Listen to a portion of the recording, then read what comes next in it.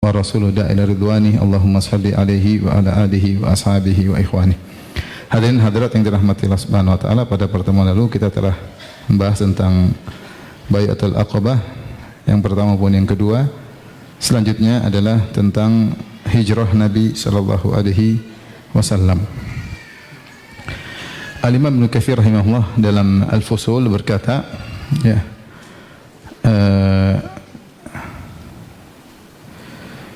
bal adhina lil muslimina ba'daha min ahli Makkah fil hijrah ila al-Madinah. Maka Rasulullah SAW setelah Bai'atul Aqabah, yaitu Rasulullah SAW mengizinkan kaum muslimin untuk berhijrah dari Mekah menuju Madinah. Dan hijrah ini dimulai dari Rasulullah SAW bermimpi, uritu daru hijratikum, ya. Kata Nabi SAW, aku diperlihatkan tentang negeri tempat kalian berhijrah. Dalam riwayat kata Rasulullah SAW, yaitu biha nakhlah, yaitu negeri yang banyak kormanya.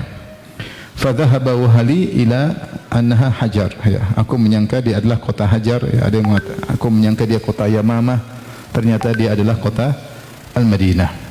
Dan mulailah para sahabat berhijrah, dan Nabi termasuk yang terakhir berhijrah. Dan ini diantara sifat kepemimpinan Nabi SAW. Nabi bukan mau selamat sendiri, ya, tapi bahkan Nabi menyuruh para sahabat lebih dahulu berhijrah. Sampai tinggal beberapa orang, diantaranya Nabi SAW, Ali bin Abi Thalib, Abu Bakar, dan orang-orang yang tertahan oleh orang-orang Quraisy atau wanita-wanita yang belum sempat berhijrah. Kemudian Ibnu Katsir berkata, ya, fakana fabadarun nasu ila dzalik, maka orang-orang pun segera berhijrah, ya. Tujuan hijrah tidak lain agar bisa beribadah kepada Allah Subhanahu wa taala. Karena mereka di Mekah tidak bisa beribadah, dan kita diciptakan oleh Allah dalam rangka untuk beribadah. Wa ma khalaqatul jinna wal insa illa liya'budun. Tidak ada aku ciptakan jin dan manusia kecuali untuk beribadah kepadaku. Ketika ada tempat kita tidak bisa beribadah, ya, maka kita harus berpindah. Jangan sampai kita bertahan di tempat kita enggak bisa beribadah. Kalau kita bertahan tidak bisa beribadah, maka kita berdosa. Makanya Allah mencela orang-orang yang tidak mau berhijrah sementara dia tidak bisa beribadah. Kata Allah, alam takun ardullahi wasi'ah fatuhajiru fiha. Ya, bukankah bumi Allah luas kalian bisa berhijrah? Kenapa kalian tidak berhijrah, ya? Siapa yang keluar berhijrah, yajid fil ardi muragaman katsira wa sa'ah. Dia akan mendapati kelapangan di atas muka bumi. Dan karena kaum muslimin sangat sulit beribadah di kota Mekah, sebagian mereka dibunuh, sebagian mereka disiksa, dirampas hartanya, maka mau tidak mau harus cari negeri lain untuk bisa beribadah kepada Allah Subhanahu wa taala. Sebagian sudah pergi ke Habasyah yang dipimpin oleh Ja'far bin Abi Thalib radhiyallahu taala anhu. Sebagian lagi baru berhijrah ke kota Madinah, maka orang-orang pun segera berhijrah. Kemudian Ibnu Katsir berkata, fakana awwala man kharaja ila al-Madinah min ahli Makkah Abu Salamah bin Abdul Asad wa huwa imra'atuhu Ummu Salamah binti Abi Umayyah ibnul Mughirah, ya.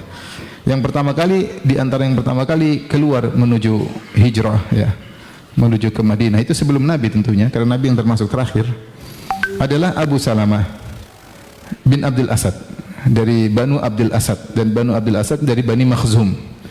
Abu Salamah punya istri namanya Ummu Salamah bintu Abi Umayyah bin Al-Mughirah, juga dari Bani Makhzum. Bani Makhzum itu kabilahnya Abu Jahal. Yaitu keluarga mereka berdua musyrik. Cuma Abu Salamah Islam, Ummu Salamah juga Islam. Keluarga mereka musyrik. Maka mereka berdua pergi berhijrah. Fah tubisat dunahu wa muni'at sanatan minal lahaqi bihi. Akhirnya Abu Salamah hendak pergi, istrinya ditahan. Ketika Abu Salamah hendak pergi berhijrah, tahu-tahu keluarga dari Ummu Salamah, yaitu Banul Mughirah, datang. Paman-pamannya Ummu Salamah. Kenapakah engkau hendak membawa pergi putri kami, ya? Kalau pergi aja sendiri, karena mereka musyrik. Ditahanlah Ummu Salamah. Padahal mereka bertiga, Abu Salamah, Ummu Salamah sama putra mereka Salamah, ya. Akhirnya Abu Salamah pergi, sementara Ummu Salamah bersama putranya Salamah. Ketika keluarga Abu Salamah, yaitu Banu Abdul Asad, ya, mengetahui bahwasanya Abu Salamah dipisahkan dari istrinya, mereka pun datang ke keluarga Ummu Salamah. Mereka ambil Salamah. Enak aja kalian pisahkan anak kami dari istrinya, sekarang kembalikan cucu kami. Diambillah apa? Salamah. Akhirnya sempat rebut-rebutan sampai akhirnya tangannya lepas dari apa? Dari ininya ya, khala'u yadahu, yaitu mereka lepaskan saking ditarik-tarik. Akhirnya diambillah Salamah, dibawa oleh keluarganya Abu Salamah. Maka pergilah Abu Salamah ke kota Madinah sementara istrinya tertinggal. Mau tidak mau dia harus berhijrah. Kalau tidak bisa sekeluarga semuanya, sendirian harus berangkat. Maka Ummu Salamah pun menunggu sampai hampir setahun. Setiap hari dia keluar ya menunggu meratapi nasibnya sampai akhirnya di sore hari dia balik lagi ya, masuk ke rumahnya. Sampai akhirnya ya kata Ibnu Katsir wahila bainaha wa baina waladiha, dipisahkanlah Ummu Salamah dari putranya itu Salamah. Setelah hampir setahun atau kurang lebih setahun, akhirnya ada yang kasihan melihat Ummu Salamah terpisah dari suaminya, terpisah dari putranya. Akhirnya ada yang menasihati mereka, akhirnya diizinkanlah Ummu Salamah untuk berangkat berhijrah. Maka dikembalikanlah putranya apa? Salamah. Akhirnya keluarga Abu Salamah mengembalikan putranya Ummu Salamah, yaitu Salamah, dan keluarganya Ummu Salamah mengizinkan Ummu Salamah untuk nyusul suaminya. Thumma kharajat ba'da sanati biwaladiha ilal Madinah. Maka dia pun keluar sama dia dengan putranya berdua ya. Berangkat bersafar tanpa mahram karena enggak ada yang bisa menemani. Maka berangkatlah dia dengan putrinya.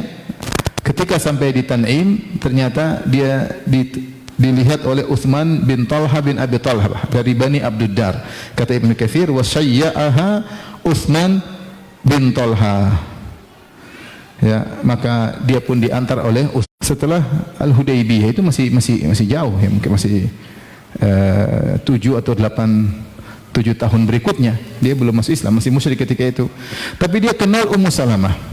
Ummu Salamah bapaknya terkenal, namanya Abu Umayyah Ibnul Mughirah, yang diberi gelar dengan Zadur Raqab, yaitu seorang yang kalau dia bersafar dengan teman-temannya, dia tanggung seluruh perjalanan safar ya.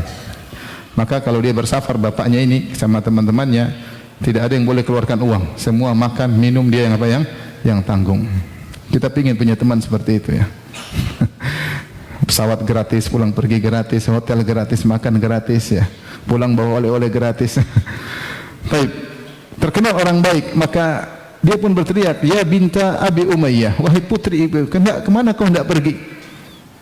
Kata Ummu Salamah, "Saya ingin menyusul suamiku." Ada teman? Tidak ada. Kata Utsman bin Abi Talha Utsman bin Talha bin Abi Talha, ini tidak boleh dibiarkan. Maka dia pun temani. Dia temani perjalanan 450 km bawa istri orang ya. Dan dia musyrik dari Mekah menuju Madinah. Tapi bagaimana sikap Utsman bin Talha radhiyallahu ta'ala anhu yang ketika itu masih musyrik? Ternyata dia benar-benar menjaga kehormatan Ummu Salamah. Ummu Salamah cerita, selama perjalanan dia tidak pernah ngobrol-ngobrol dengan saya. Kalau kita hendak istirahat,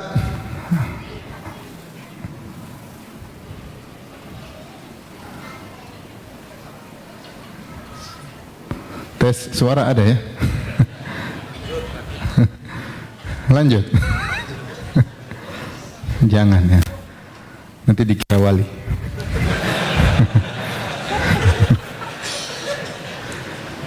Zaman sekarang lagi banyak wali ya.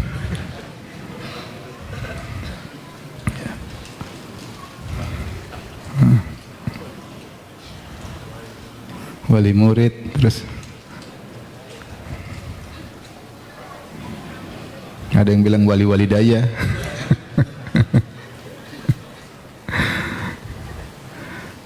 Gimana Mas Agung? Tunggu dulu. Oh ya, tunggu dulu ya. Sabar.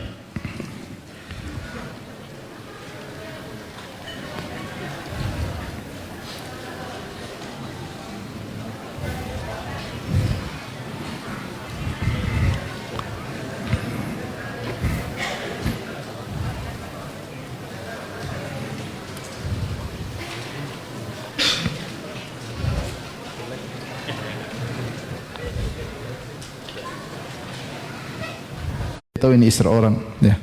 Tahu bapaknya orang yang mulia. Meskipun dia tahu ini muslimah dan dia musyrik. Kalau Ummu Salamah mau istirahat, apa kata Ummu Salamah? Maka dia menundukkan onta, menderemkan onta, anakha, dia turunkan onta, kemudian dia menjauh. Setelah dia menjauh, baru Ummu Salamah turun. Setelah itu Ummu Salamah pergi, baru dia mendekati ke onta, dia tarik ontanya, baru dia taruh pelananya, baru kemudian dia menjauh tidur. Begitu cara Utsman bin Talha. Jadi untuk menurunkan Ummu Salamah saja, dia turunkan ontanya, dia pergi dulu. Pergi dulu karena ontanya sudah turun ke bawah, bisa turun sendiri.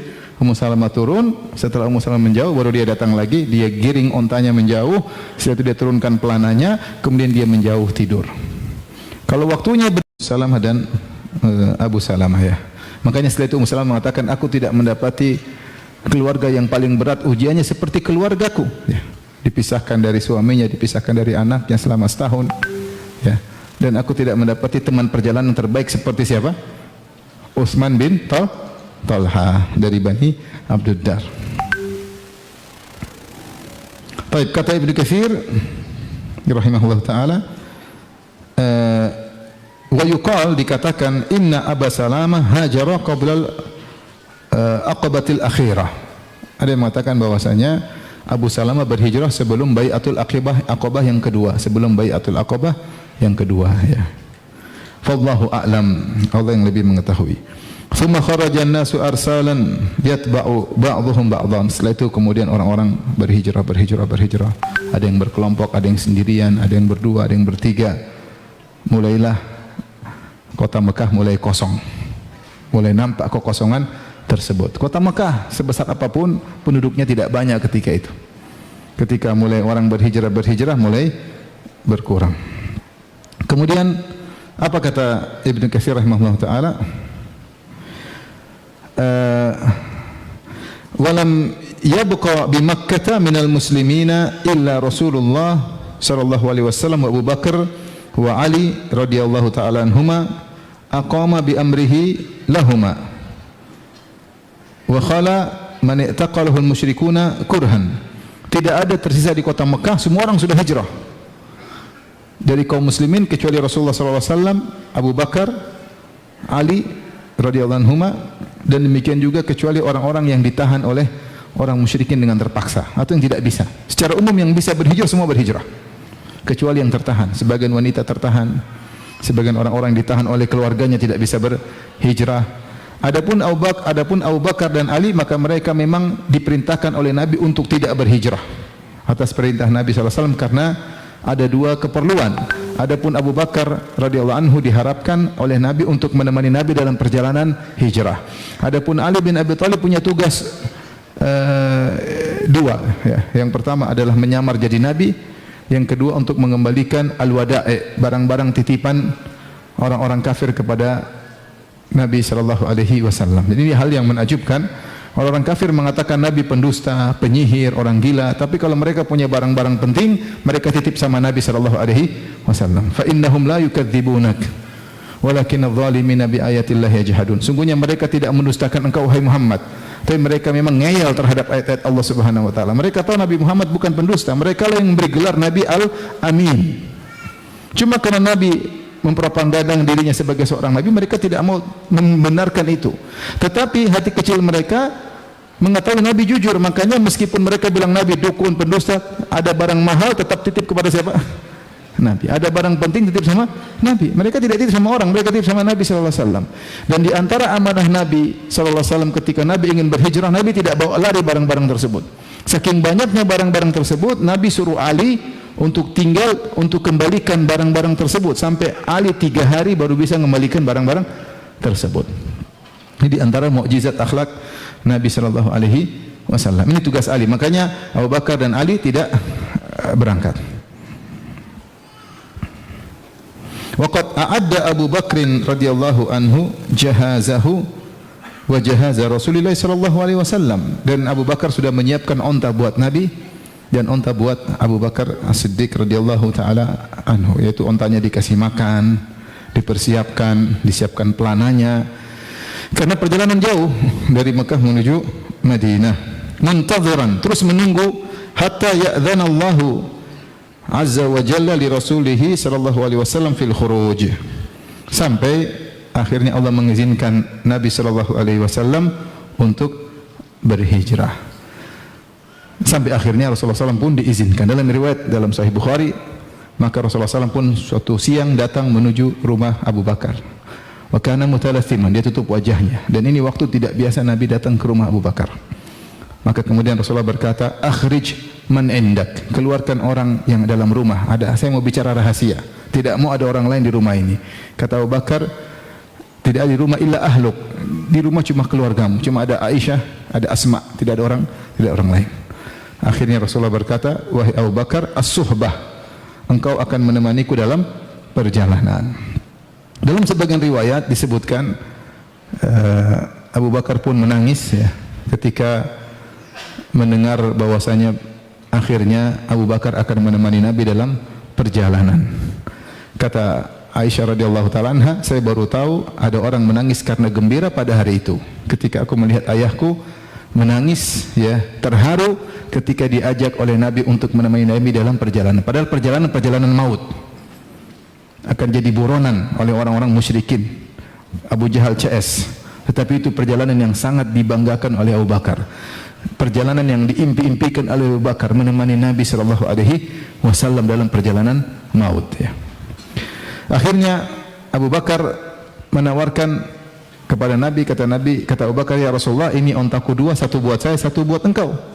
Kata Rasulullah sallallahu alaihi wasallam, la illa bithaman, saya tidak mau ambil onta itu kecuali saya bayar. Dan ini bukan kebiasaan Nabi sallallahu alaihi wasallam. Biasanya kalau Abu Bakar membantu dalam banyak hal, Rasulullah SAW terima ya. Rasulullah SAW terima, dan dalam hijrah juga Rasulullah terima bantuan Abu Bakar, kecuali onta Rasulullah bilang saya mau bayar. Sebagian ulama ketika mensyarah hadis ini, mereka mengatakan karena Nabi tahu hijrah adalah perjalanan yang pahalanya sangat besar, maka Nabi SAW ingin berinfak untuk andil dalam perjalanan tersebut.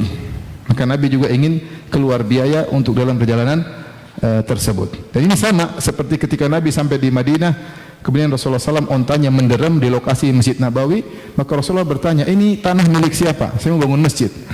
Kata mereka, ini wakaf, artinya untuk engkau ya Rasulullah. Kata Rasulullah, enggak, saminuni, tawarkan kepadaku berapa harganya. Rasulullah beli.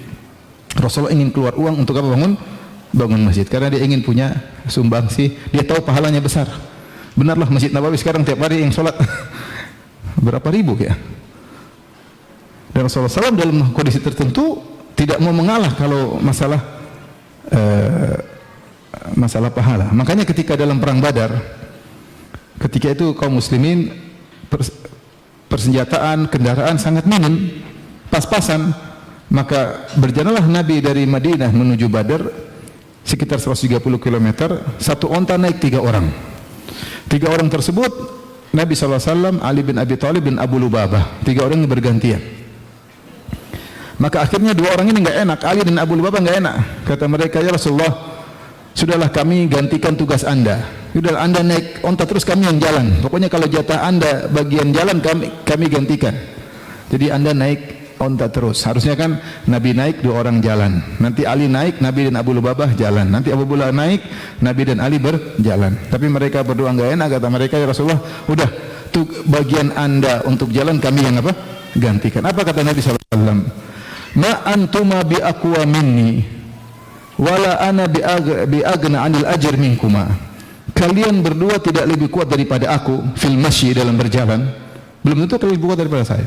Yang kedua, kalian tidak lebih merasa cukup dari pahala daripada saya. Saya juga tidak merasa cukup. Saya juga butuh apa? Butuh pahala. Maka Nabi akhirnya tetap ganti-gantian. Maksud saya saat ini Nabi SAW ketika itu dikasih onta gratis, beliau tidak mau. Kata beliau bisaman, karena beliau ingin punya sumbangsi dalam apa?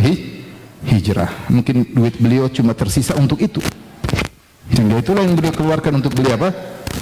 Beli onta. Sisanya biaya dari Abu Bakar As-Siddiq radhiyallahu taala anhu. Maka disiapkanlah makanan, satu makanan sufrah, tempat makanan, kemudian diikat oleh Asma Satunya lagi tempat air tidak ada ikatannya, maka Asma binti Abi Bakar pun merobek nitoknya. Nitok itu semacam ikat pinggang yang dipakai oleh wanita Arab ketika mereka ingin bekerja lebih gesit. Kalau seperti kita laki-laki, kalau kita ingin gesit, kita menyingsingkan dengan apa? Baju. Kalau wanita diangkat roknya kemudian diikat. Nah, ikatan tersebut digunting oleh Asma jadi dua, satu untuk ikat makanan, satu untuk ikat minuman. Semenjak saat itu Asma bintu Abi Bakar diberi gelar dengan Zatun Nitaqain, sang pemilik dua ikatan.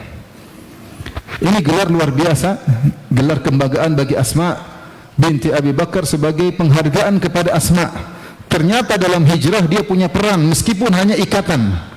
Yang ikatan tersebut kalau kita hargakan sekarang mungkin Rp5.000 ya, atau kurang lebih. Tetapi ketika itu dikeluarkan untuk hijrah, maka itu menjadi gelar bagi Asma. Apa sih tali cuma ngikat? Berapa harganya? Tidak ada harganya. Tetapi ternyata itu untuk mengikat bekal Nabi dan Abu Bakar, untuk mengikat bekal hijrah Nabi SAW. Maka sejak itu Asma diberi gelar dengan Zatu An-Nitaqain, sang pemilik dua ikatan. Ya. Sampai Zubair bin Awam dipanggil ya bena Zatin Nitaqain, wahai putra wanita pemilik dua tali, karena Asma punya namanya siapa? Zubair bin Awam. Baik, maka inilah rencana hijrah, dan Rasulullah menyewa seorang penunjuk jalan namanya Abdullah ibn Uraiqid dari Bani Dil, yaitu Ad-Dili. Orang ini orang musyrik, dia agamanya seperti Abu Jahal dan Abu Lahab, tetapi dia amanah dan dia tahu jalan tikus, jalan apa? Jalan yang lain, jalan umum. Ditangkap oleh kaum musyrikin, maka Nabi merencanakan semuanya. Maka dia akan melewati jalan yang tidak umum. Yang tahu jalan itu namanya Abdullah bin Uraiqid. Mungkin kalau wali zaman sekarang nggak perlu itu, tinggal sampai Madinah. Tapi Nabi ternyata nggak begitu. Harus inilah, beli onta lah, harus siap-siap lah, bawa bekal lah. Padahal kalau wali sholat Jumat di Mekah, balik-balik bawa korma, masya Allah, luar biasa, ngalah-ngalahin siapa? Nabi SAW. Baik, ini rencana Nabi. Jadi kalau kita mau susun berdasarkan riwayat, maka rencana Nabi untuk berhijrah berdasarkan perintah Allah. Kenapa Nabi suruh berhijrah? Karena orang kafir sudah gerah dan mereka ingin bunuh Nabi. Allah abadikan makar mereka dalam Al-Quran. Kata Allah Subhanahu Wa Taala, wa idh yamkuru bikal ladzina kafaru liyuthbituka aw yaqtuluka aw yukhrijuk wa yamkuruna wa yamkurullahu wallahu khairul makirin. Ketika orang-orang Quraisy mereka bermusyawarah bikin makar untuk menjarakanmu, menahanmu, atau untuk membunuhmu, atau untuk mengusirmu, mengeluarkan engkau dari kota Mekah. Wa yamkuruna wa yamkurullah. Mereka bikin makar dan Allah bikin makar, dan wallahu khairul makirin. Allah sebaik-baik pembuat makar. Ini ayat jelas dalam Al-Quran. Bagaimana perincian ayat ini datang dalam riwayat, tapi semuanya lemah. Dalam riwayat semuanya lemah. Tapi ayat ini jelas. Allah menyebutkan bahwasanya ketika mereka buat makar, mereka punya 3 rencana. Liyuthbituka, untuk membelenggumu, au yaqtuluka, atau membunuhmu, au yukhrijuka, atau mengusirmu. Disebutkan dalam riwayat yang lemah, orang-orang Quraisy pun rapat dipimpin oleh Abu Jahal. Kita lakukan apa dengan Muhammad?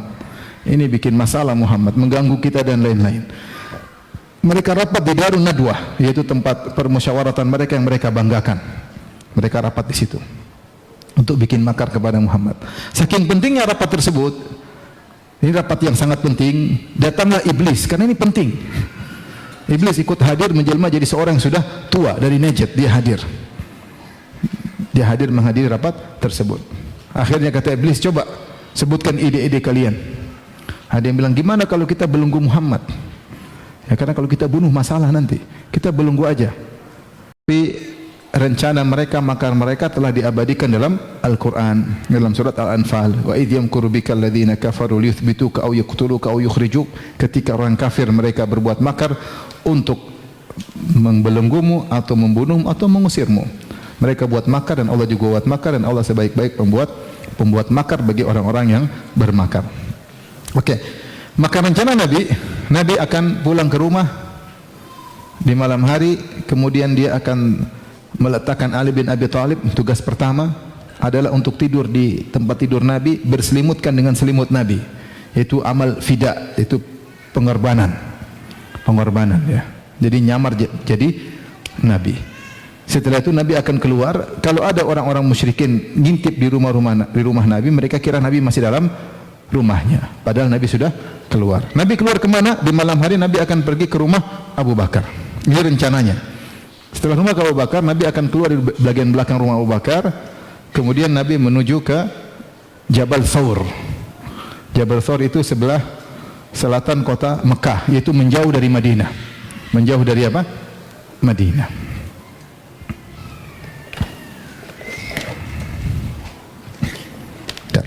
Biar kelihatan jelas.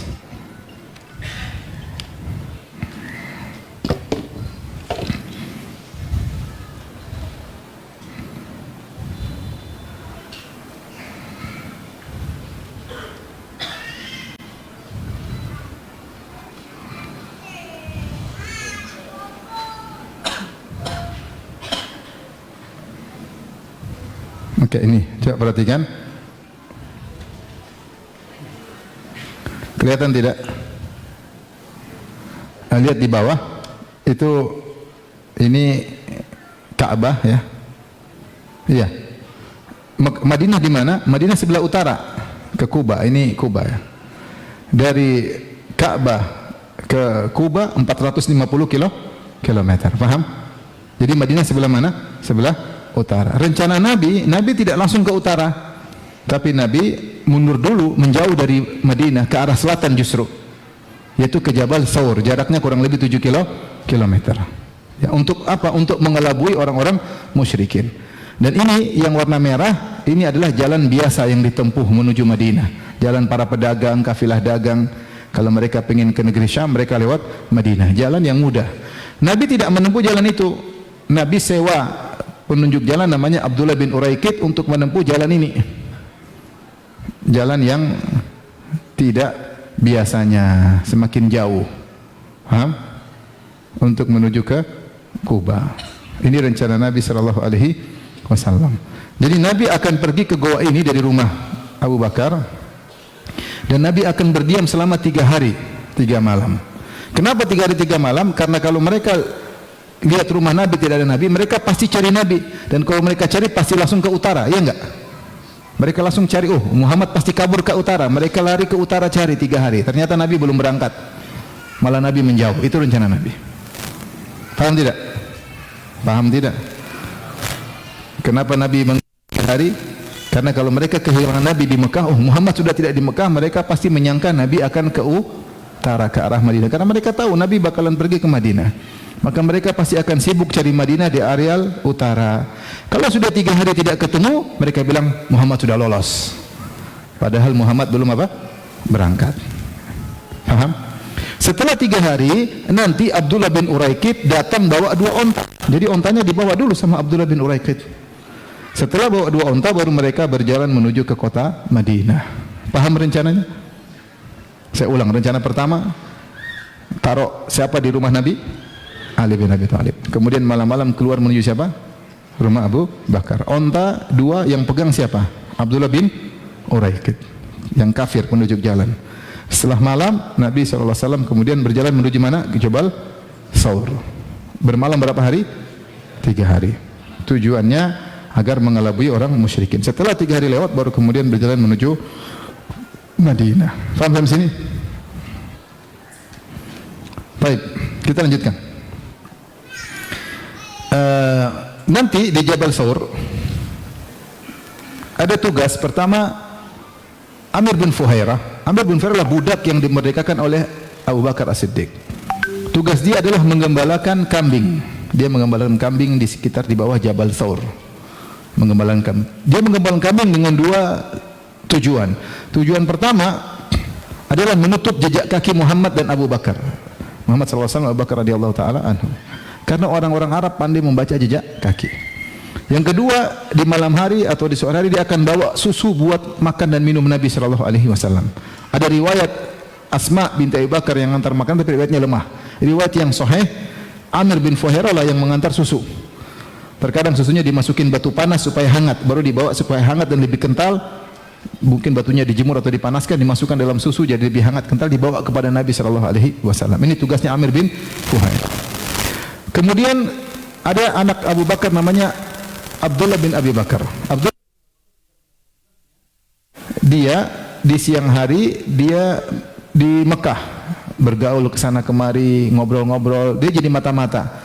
Nanti malam hari dia lapor kepada Nabi dan Abu Bakar. Terkadang dia tidur bersama Abu Bakar dan Nabi sallallahu alaihi wasallam. Itu dia menggambarkan tentang kondisi politik sikon yang terjadi.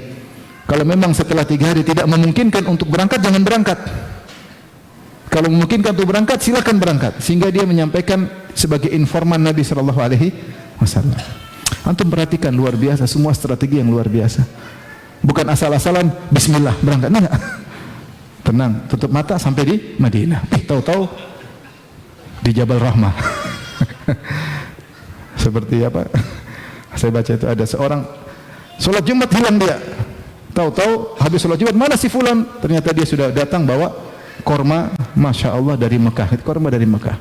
Kemana kamu? Sholat Jumat di Mekah. Padahal di Mekah masih jam 8 pagi. Imamnya pun belum bangun. Itu korma dari Tanah Abang dibawa. Baik, inilah rencana. Namun namanya manusia, silakan membuat rencana, namun belum tentu berhasil. Ada saja miss, manusia pandangannya selalu mikro dan tidak makro. Dia hanya bisa mandang dari satu sisi. Hanya Allah yang bisa mandang dari segala segala sisi. Manusia perhitungannya terbatas. Baik, apa kata Ibnu Katsir rahimahullahu taala? Falamma kanat lailatun hammal musyrikun bil fatak bi Rasulillah sallallahu alaihi wasallam wa arsadu 'alal bab aqwaman. Tatkala suatu malam Rasulullah akan keluar, maka orang-orang musyrikin ingin membunuh Nabi. Kirimlah para pemuda-pemuda sebagaimana tadi disebutkan. Semua bawa pedang, tombak, siap menombak Nabi, siap menikam Nabi, satu serentak supaya darah Nabi tersebar. Dan ini sudah misi yang pertama. Nabi belum keluar, waduh terlambat keluar. Harusnya Nabi keluar sebelum mereka datang. Ini sudah kesalahan pertama. Tapi kalau orang sudah berusaha bertawakal kepada Allah, biasanya selalu ada jalan keluar. Akhirnya Nabi baca firman Allah Subhanahu wa taala, "Wa ja'alna min baini aydihim saddan wa min khalfihim saddan fa aghshaynahum fahum la yubsirun." Nabi baca ayat tersebut, kami jadikan penghalang di hadapan mereka, di belakang mereka, kami tutup mata mereka sehingga mereka tidak bisa melihat. Dalam riwayat Nabi pun ambil pasir, Nabi taruh di kepala-kepala mereka. Mereka enggak sadar. Tapi riwayat ini juga lemah. Ya. Tapi dibawakan oleh para ulama karena tidak menyelisihi riwayat-riwayat yang sahih. Seperti itu sudah jelaskan, sirah terkadang ada riwayat-riwayat lemah, kalau tidak dibawakan akan ada mata rantai yang hilang. Seperti bagaimana kisah Nabi keluar, enggak akan tahu, ya di antaranya datang dari riwayat lemah selama tidak menyelisihi riwayat-riwayat yang sahih dan tidak terkait dengan akidah, tidak terkait dengan fikih, maka tidak jadi masalah. Maka Nabi pun keluar, akhirnya mereka menyangka Nabi masih dalam rumah, diintip ternyata ada yang tidur, ternyata siapa? Ali bin Abi Thalib radhiyallahu taala anhu. Ya, ketika malam tersebut kata Ibnu Katsir, arsadu 'alal babi aqwaman. Orang Quraisy atau orang kufar Mekah mengirim sekelompok orang, idza kharaja 'alaihim qataluhu. Kalau Nabi keluar mereka bunuh. Falamma kharaja 'alaihim lam yarahu minhum ahadun. Ya, ketika Nabi keluar mereka tidak lihat, seorang pun tidak ada yang melihat Nabi. Wa qad jaa'a fi haditsin annahu dharra 'ala ra'si kulli wahidin minhum turaban hatta khalusa ila baiti Abi Bakar. Dalam riwayat disebutkan, riwayatnya lemah, Rasulullah meletakkan pasir di kepala mereka seluruhnya, ya, supaya mereka tuh dari mana pasir. Kemudian Rasulullah sampai ke rumah Abu Bakar. Fa kharaja min khawkhati dari Abi Bakrin lailan. Maka akhirnya setelah itu sampai rumah Abu Bakar, Rasulullah Abu Bakar pun keluar dari pintu belakang. Wa qad istajara Abdullah ibn Uraiqid wa kana hadiyan khirritan. Mereka berdua, Abu Bakar dan Nabi, sallallahu alaihi wasallam telah menyewa Abdullah bin Uraiqid, orang kafir dari Bani Ad-Dili.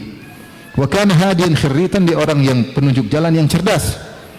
Mahiran ahli bidalalati ila ardil Madinah. Dia tahu jalan-jalan menuju kota Madinah. Wa aminahu ala dhalik, dan mereka berdua merasa aman, ini orang terpercaya. Ma'annahu kana ala dini qaumihi, padahal dia berada di atas agama kaumnya, dia juga musyrik. Wa sallama ilaihi rahilataihima, dan mereka berdua, Abu Bakar dan Nabi, menyerahkan kedua ontanya kepada Abdullah bin Uraiqid. Wa wa'adahu ghar Thawr, mereka bilang nanti 3 hari lagi ke sini bawa onta di Gua Thawr, di Jabal apa? Jabal Thawr. Ba'da thalath, setelah 3 hari.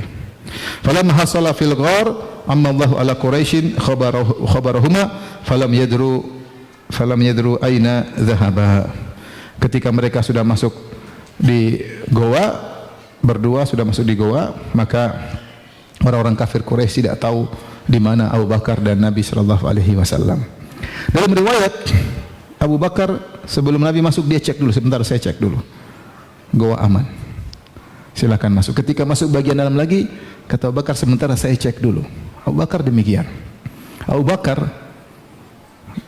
dia memikirkan keselamatan Nabi, bukan keselamatan apa? Dirinya.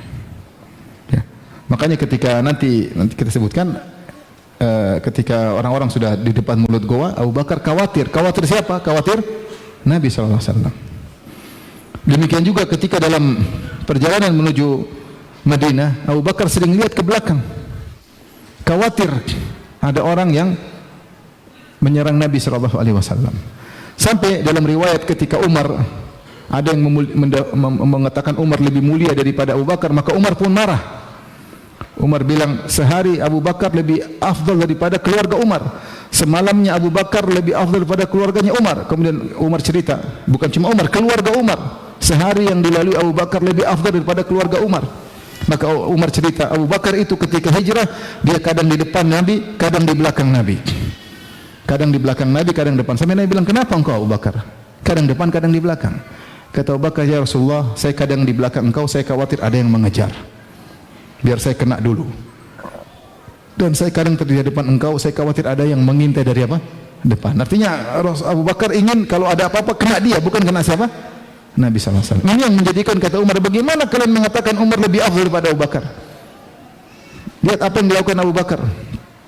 Jadi yang dipikir Abu Bakar adalah Nabi SAW. Setelah masuk goa, azan kah? Azan dulu.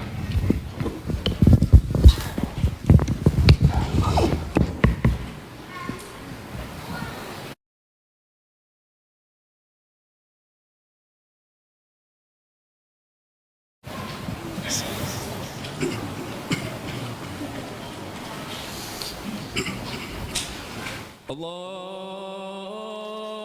Akbar, Allahu Akbar,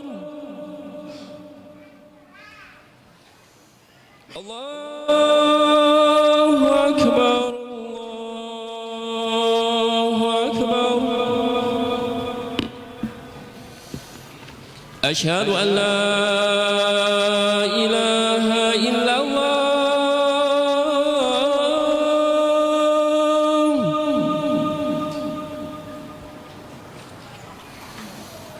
أشهد أن لا إله إلا الله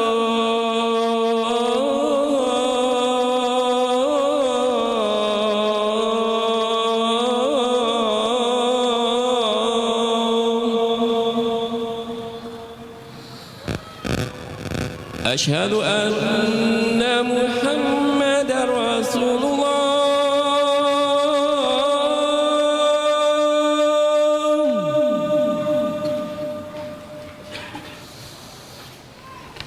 أشهد أن محمد رسول الله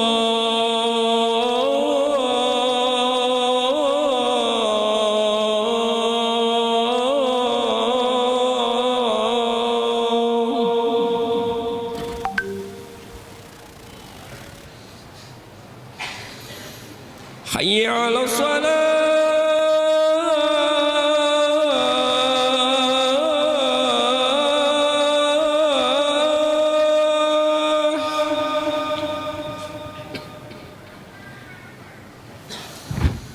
حي على الصلاة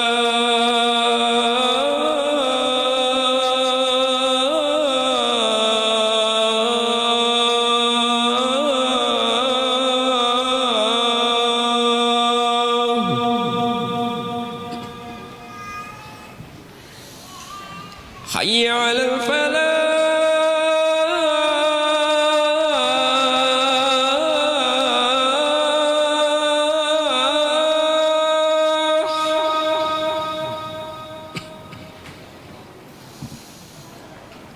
حي على الفلاح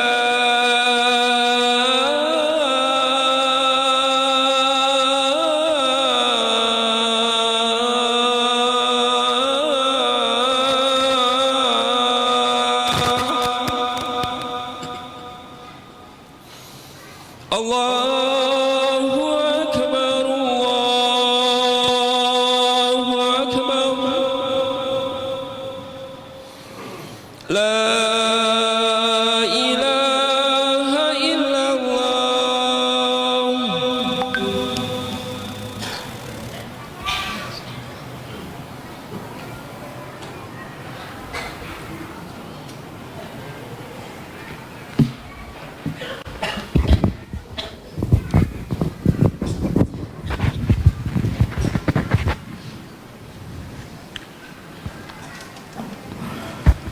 Baik, kita lanjutkan. Maka setelah mereka berdua masuk dalam goa, maka Allah membuat orang-orang Quraisy tidak tahu di mana keberadaan mereka berdua. Maka mereka pun membuat sayembara. Siapa yang bisa menemukan Muhammad atau Abu Bakar akan mendapatkan 100 ekor onta. Maka orang-orang berebut-rebutan untuk bisa menangkap Muhammad dan Abu Bakar. Yang 100 dapat 100 ekor apa? Onta, lumayan ya. Kemudian kata Ibnu Katsir, wa kana Amir bin Fuhairah yurihu alaihima ghanaman li Abi Bakar. Nah, Amir bin Fuhairah budak yang dimerdekakan oleh Abu Bakar, dia tugasnya menggembalakan apa? Kambingnya Abu Bakar. Tadi fungsinya apa? Menutup jejak-jejak kaki dan juga memberi susu kepada siapa? Abu Bakar dan Nabi sallallahu alaihi wasallam. Wa kanat Asma bint Abi Bakar tahmilu lahzat ila al-ghar. Asma mengangkat makanan bawa ke goa. Namun ini riwayatnya apa? Lemah. Yang benar Amir bin Fuhairah. Wa kana Abdullah bin Abi Bakar yatasamma ma yuqalu bi Makkah thumma yadhhabu ilaihima bidzalika fayahtarizani minhu. Adapun Abdullah bin Abi Bakar maka menjadi informan, dia pergi ke Mekah dengar-dengar berita apa yang terjadi, kemudian dia laporkan kepada Abu Bakar dan Umar, Abu Bakar dan Nabi sallallahu alaihi wasallam sehingga mereka berdua bisa tahu situasi, waspada. Wa ja'al musyrikuuna fi talabiha ila Thawr. Wa ma hunaka minal amakin hatta innahum marru ala babil ghar. Akhirnya orang musyrikin pun pada mencari Nabi dan akhirnya mereka sampai ke mulut goa. Saya katakan tadi orang musyrikin mereka pandai melihat jejak apa? Kaki. Dan ini miss yang kedua dari Nabi. Sudah berusaha semaksimal mungkin memasang strategi, akhirnya jebol juga. Buktinya jejak mereka, kaki mereka ketahuan. Akhirnya sekelompok orang-orang akhirnya sampai ke atas goa. Hatta innahum marru ala babil ghar, sampai mereka di depan mulut goa. Wa hadat aqdamuhum Rasulullah sallallahu alaihi wasallam wa sahibahu, sampai kaki mereka sudah sejajar dengan Nabi dan Abu Bakar. Wa amma Allahu alaihima babal ghar, namun Allah menutup pintu goa di mata mereka, mereka tidak lihat. Wa yuqal wallahu a'lam, ini perkataan Ibnu Katsir. Dan dikatakan wallahu a'lam, innal ankabut saddat ala babil ghar, bahwasanya laba-laba menutup pintu goa. Wa inna hamamataini asyashata ala babihi, dan ada 2 ekor burung membuat sangkar di depan mulut goa. Wa dzalika ta'wilu qoulihi ta'ala, dan itulah tafsir dari firman Allah, illa tansuruhu faqad nasarahu Allah. Kalau kalian tidak menolong Muhammad maka Allah akan menolongnya, yaitu dengan memberi sarang laba-laba atau membuat 2 ekor burung merpati membuat apa? Membuat sangkar. Namun ini saya katakan tadi riwayatnya apa? Lemah. Saya bacakan lagi. Wa dzalika anna Abu Bakr radhiyallahu taala anhu li syiddati hirsihi baka hina marral musyrikun. Saking Abu Bakar begitu perhatian sama Nabi, ketika orang musyrikin kakinya sudah di mulut goa, maka Abu Bakar pun menangis. Wa qala ya Rasulullah, law anna ahadahum nadhara mawdi'a qadamayhi la ara'ana "Ya Rasulullah, seandainya salah seorang dari sekelompok orang itu tengok ke bawah, maka melihat ke arah kakinya, maka dia akan melihat kita." Faqala lahu Nabi sallallahu alaihi wasallam, Rasulullah SAW berkata menenangkan Abu Bakar, "Ya Abu Bakrin, ma dhannuka bithnaini Allahu thalithuhuma?" Wahai Abu Bakar, bagaimana menurutmu tentang dua orang Allah yang ketiga? Sebagai gambaran, ini sekedar gambaran tentang goa Jabal Thawr. Jabal Thawr seperti ini. Dia di Jabal Thawr, dia tingginya sekitar 650-440 meter ya, sekitar itu tingginya. Di puncaknya itu mulut goanya di bawah. Jadi kalau berdiri gitu, mulut goanya di bawah. Kalau ini orang musyrik berdiri di sini, nengok ke bawah akan kelihatan siapa? Nabi dan Abu Bakar. Jadi mulut goanya ke bawah, bukan ke depan ya. Seperti film Aladdin kan di depan. Film Aladdin apa? Film apa dulu? Baca apa kemudian pintu terbuka, enggak. Di bawah, apa namanya? Mulut goanya di bawah. Jadi kalau berdiri lihat ke bawah pasti kelihatan. Nah, ini ikhwan, dalil justru menguatkan bahwasanya riwayat-riwayat tadi ada ankabut, yaitu laba-laba membuat sarang atau merpati membuat sangkar di situ. Ini semuanya riwayatnya lemah. Dan Ibnu Katsir sendiri, makanya dia katakan sini wa yuqal, dan dikatakan isyarat bahwa riwayatnya apa? Lemah. Kemudian juga dalam Al-Bidayah wa Nihayah dia mengatakan gharibun jiddan, hadis yang aneh, yang asing. Riwayat isyarat bahwa dia melemahkan riwayat tersebut. Dan ini bertentangan dengan ayat dan hadis. Ingat, dalam ayat Allah mengatakan in tansuru faqad nasarahu Allah id akhrajahu alladhina kafaru thaniya itsnain itsuma fil ghar id kulli sahibi la tahzan innallaha ma'ana. Kata Allah, fa anzalallahu sakinatahu alaihi wa ayyadahu bi junudin lam tarauha. Kata Allah ketika Nabi berkata kepada sahabatnya yaitu Abu Bakar, la tahzan, jangan kau khawatir, innallaha ma'ana, Allah bersama kita. Terus kata Allah, fa anzalallahu sakinatahu alaihi, Allah turunkan ketenangan kepada Nabi SAW, wa ayyadahu bijunudin lam tarauha, dan Allah tolong Nabi dengan pasukan yang mereka tidak lihat.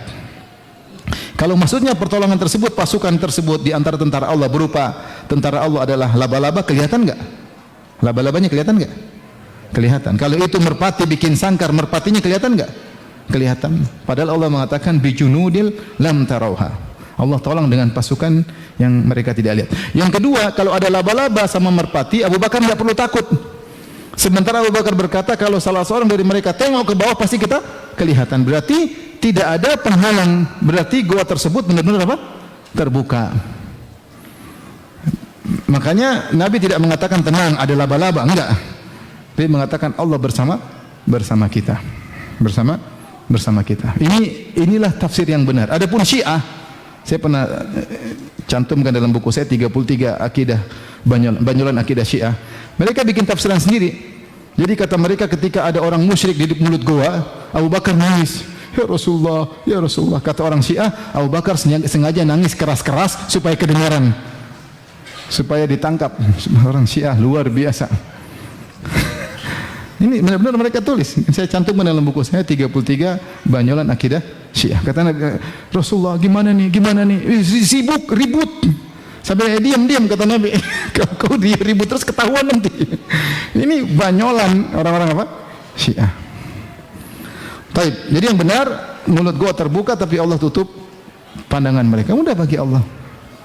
Mudah bagi Allah menutup pandangan orang-orang. Baik. Kita lanjutkan, akhirnya mereka turun, mereka menyangka tidak ada Rasulullah SAW dan Abu Bakar situ.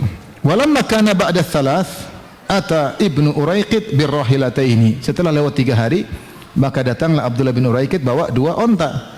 Farakibahuma, maka keduanya pun menaiki 2 onta tersebut. Wa ardafa Abu Bakrin Amir bin Fuhairah wa sarad dili amamahuma ala rihalatihi. Maka 1 onta dinaikin oleh Nabi, 1 onta Abu Bakar sama Amir bin Fuhairah, kemudian Abdullah bin Uraiqid menuntun mereka. Jadi mereka berhijrah 4 orang. Berapa orang? 4. Nabi, Abu Bakar, Amir bin Fuhairah sebagai pembantu umum lah gampangnya, penunjuk jalannya Abdullah bin Uraiqid musyrik. Wa ja'alat Quraisyun liman jaa bi wahidin min Muhammadin sallallahu alaihi wasallam Abi Bakar radhiyallahu anhu mi'atan minal ibil. Kemudian orang-orang Quraisy bikin sayembara. Siapa yang bisa mendatangkan Muhammad atau Abu Bakar, salah satu di antara keduanya, hidup atau mati, akan mendapatkan 100 ekor unta. Akhirnya orang-orang pada semangat cari-cari. Mereka cari-cari enggak ketemu-ketemu karena ingin dapat sayembara.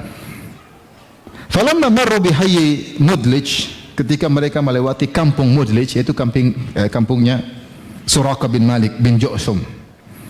Basara bihim Suraqah bin Malik bin Ju'thum. Jadi ada yang datang kepada Suraqah. "Wahai Suraqah, kami tadi lihat ada sawat, itu sekelompok orang yang berjalan. Apakah itu Muhammad dan rombongannya?" Kata Suraqah, "Oh, bukan. Dia yang ingin tangkap, jangan kamu." Dia ingin dapat 100 ekor unta. Kata dia, "Oh, aman, bukan. Itu saya tahu, bukan." Akhirnya orang pergi, dia yang kejar. Dia yang kejar. Suraqah bin Malik bin Ju'thum.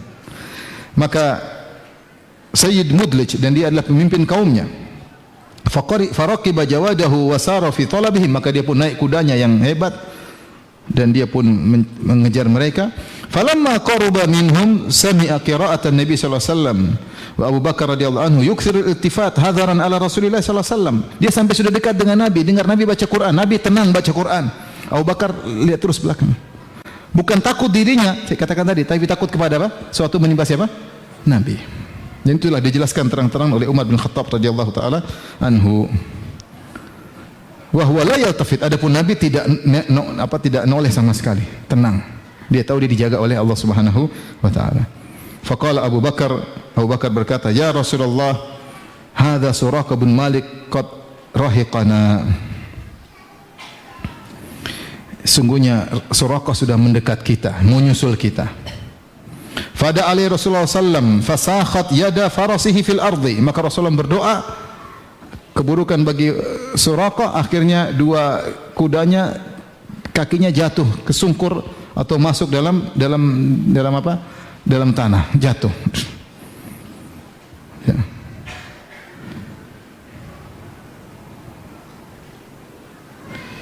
Maka dia berkata, "Rumitu, aku kena doa orang ini. Innalladzi asabani bi du'a rumitu innalladzi asabani bi du'aikuma fad'ullaha li." Intinya dalam riwayat Suraqah ketika dia mengejar Nabi, dia jatuh. Kemudian dia ambil azlam. Intinya kejar, enggak usah kejar, abstain. Jangan kejar. Waduh. Dia enggak percaya syirik ketika itu. Dia maju lagi. Karena semangat dapat 100 ekor unta. Biasanya kalau jangan, selesai. Karena azlam itu 3 isinya.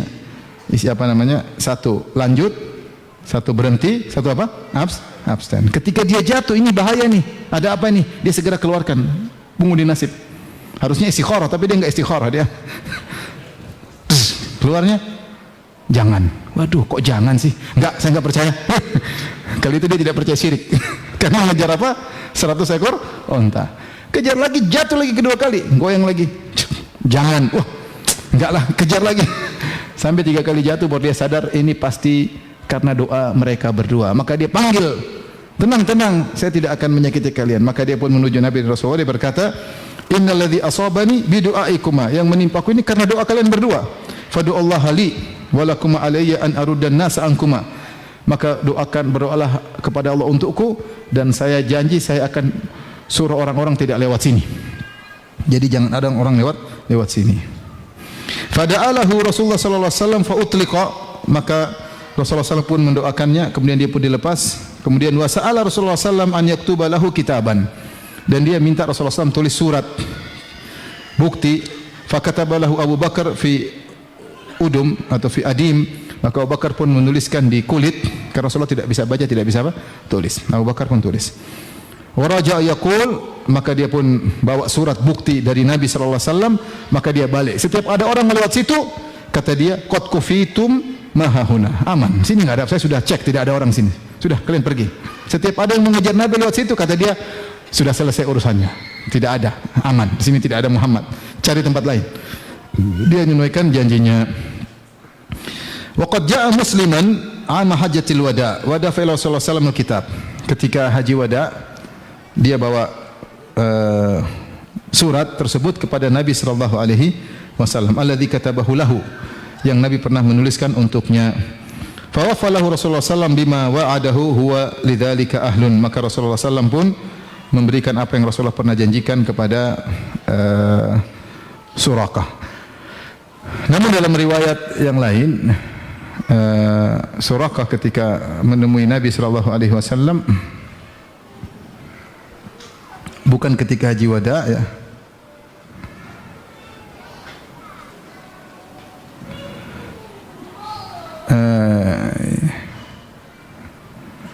Suraqah bercerita, kemudian dia berkata,